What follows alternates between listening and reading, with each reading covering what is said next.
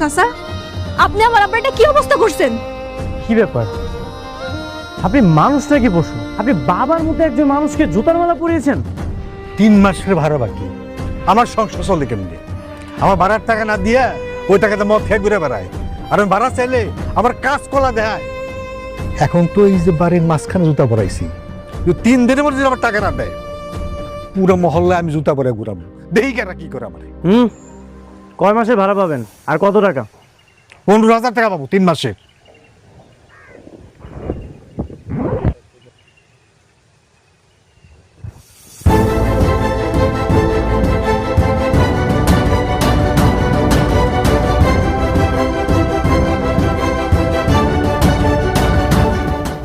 এই নেন, এখানে 20,000 টাকা আছে, বাকি 5,000 আপনার।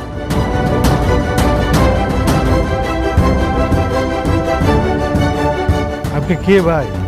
দাদা হাতেন তাই নাকি? আমি কে সেটা আপনার প্রয়োজন, নাকি এই টাকাগুলো আপনার প্রয়োজন? টাকাটা প্রয়োজন। ঠিক আছে, টাকা বুঝে পেয়েছেন, এখন যান।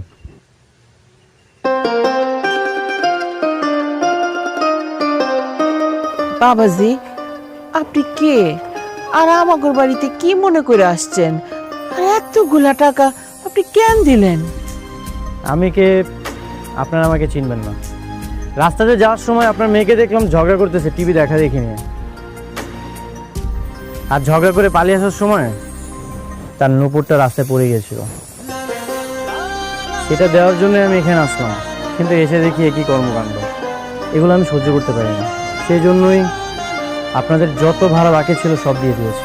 সমস্যা নেই, এই ভাড়ার টাকাগুলো আমাকে দিতে হবে না। ও, আপনার বাড়ি কই? এই এলাকায় তো আপনার আগে দেখি নাই। আমি এখানে থাকি না, আমি চট্টগ্রাম থাকি। ঢাকায় নতুন এসেছি, ভাবতেছি আশেপাশে কোনো একটা হোটেলে উঠবো, দেখি কোন হোটেলে ওঠা যায়। বাজান, আপনার একটা কথা কই, এই আশেপাশের হোটেলে আপনি উঠেন না। ওই এরা কি করবো জানেন? আপনার এই ব্যাগের সোনা দানা টাকা পয়সা যা আছে সব হাওয়া করে দেবো। ঢাকা শহরের লোকজন তো আপনি চেনেন না, টাউট বাটপারে ভরা।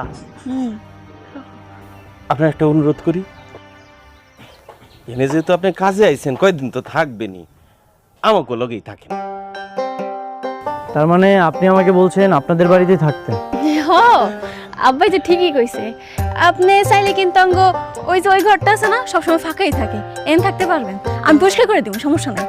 ঠিক আছে, খুব ভালো প্রস্তাব।